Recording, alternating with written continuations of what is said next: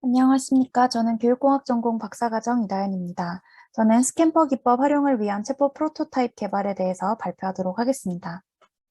우선 서론 및 이론적 배경입니다.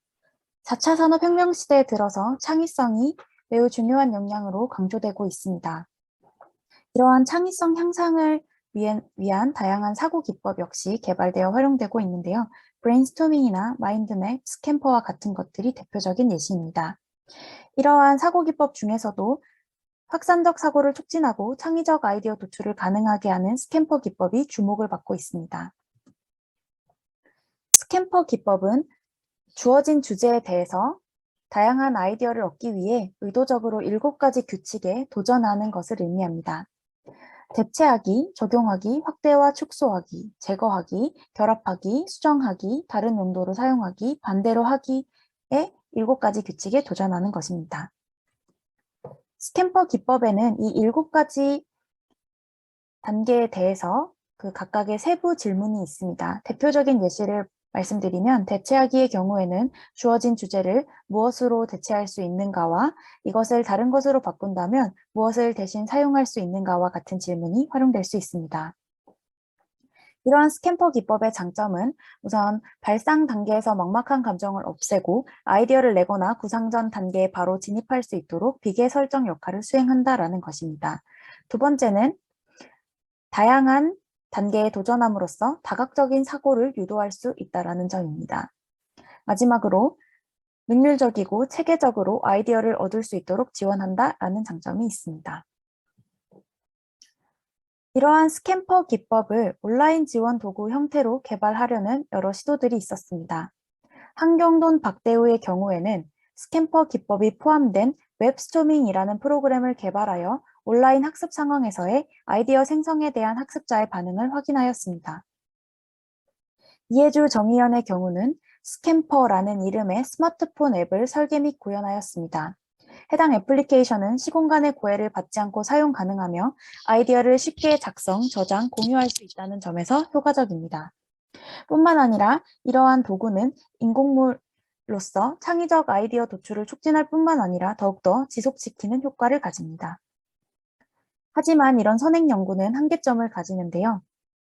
무엇보다 학습자의 아이디어 발상 과정을 적응적으로 지원하지 못하여 피드백을 제공할 수 없다라는 한계점이 있습니다. 또한 정서적 지원이 결여되어 있으며 학습자들이 주로 활용하는 모바일 학습 환경에 최적화되어 있지 않다는 한계점이 있습니다. 따라서 본 연구는 선행 연구의 문제점을 보완하고 스캠퍼 기법을 효과적으로 활용하기 위해 인공지능 기반의 챗봇을 활용하였습니다. 챗봇은 학습 상황에 맞는 즉각적이고 지속적인 도움을 제공함으로써 학습자의 인지 부하를 줄여줄 뿐만 아니라 학습 결과 향상에 기여할 수 있습니다. 또한 스캠퍼 기법의 각 단계에서 수행해야 할 활동을 안내하고 학습자의 반응에 대해 피드백을 제공할 수 있으며 모바일 기기에서 자유롭게 활용할 수 있어 학습자의 활용 가능성이 높습니다. 연구 목적을 종합하여 말씀드리면 스캠퍼 기법 활용을 위한 챗봇 프로토타입을 개발하고 평가할 필요가 있겠습니다. 이에 따른 연구 문제는 크게 2가지인데요. 첫째는 스캠퍼 기법 활용을 위한 챗봇 프로토타입은 어떤 형태인가? 둘째, 스캠퍼 기법 활용을 위한 챗봇 프로토타입에 대한 교수자 및 학습자 반응은 어떠한가입니다.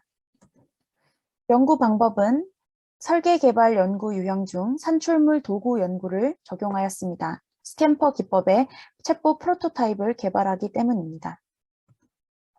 연구 절차는 크게 4가지입니다. 선행 문헌 및 사례 분석을 통해 설계 원리를 도출하였고, 도출된 설계 원리를 바탕으로 프로토타입을 설계하고 1차 프로토타입을 개발하였습니다. 이에 1차 프로토타입에 대한 사용성 평가를 실시하였으며 사용성 평가 결과를 반영하여 챗봇을 수정 및 보완하여 최종 프로토타입을 개발하였습니다. 다음은 연구 도구입니다.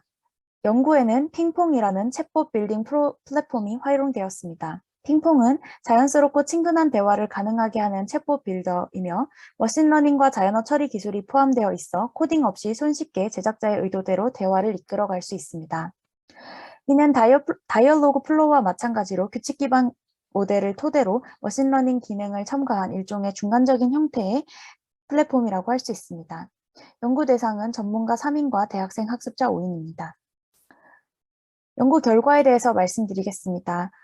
스캠퍼 기법 활용을 위한 챗봇 설계 원리 및 설계 지침을 선행 연구를 분석하여 도출하였습니다. 설계 원리는 체계적 안내 원리, 적응적 지원의 원리, 정서적 지원의 원리, 사용자 편의의 원리 이렇게 4가지 설계 원리이며 각각의 3가지에서 4가지 정도의 설계 지침이 포함되어 있습니다.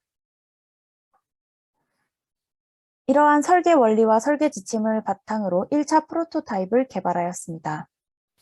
1차 프로토타입에 대한 사용성 평가 설문 결과를 말씀드리면 사용 용이성과 유용성, 학습의 기회 항목에서는 4.0 이상의 긍정적인 평가를 받았으나 태도와 선호도 측면에서는 보완이 요구되었습니다. 사용성 평가 면담 결과에 대해서 말씀드리면 이용이 편리하다라는 점과 챗봇 반응이 빠르다라는 것, 그리고 스캠퍼 기법에 대해서 종합적으로 안내한다라는 점이 장점으로 언급되었으며 좀 더 자연스러운 대화가 필요하고 아이디어 발상 과정에 대해 추가적인 안내 제공이 필요하다라는 점이 개선점으로 지목되었습니다. 이러한 사용성 평가 결과를 반영한 최종 프로토타입에 대해서 보여드리도록 하겠습니다. 프로토타입 아이디어 팡팡이입니다. 하단에 보시면 아이디어 팡팡이에게 말을 걸어보세요 라고 되어 있습니다.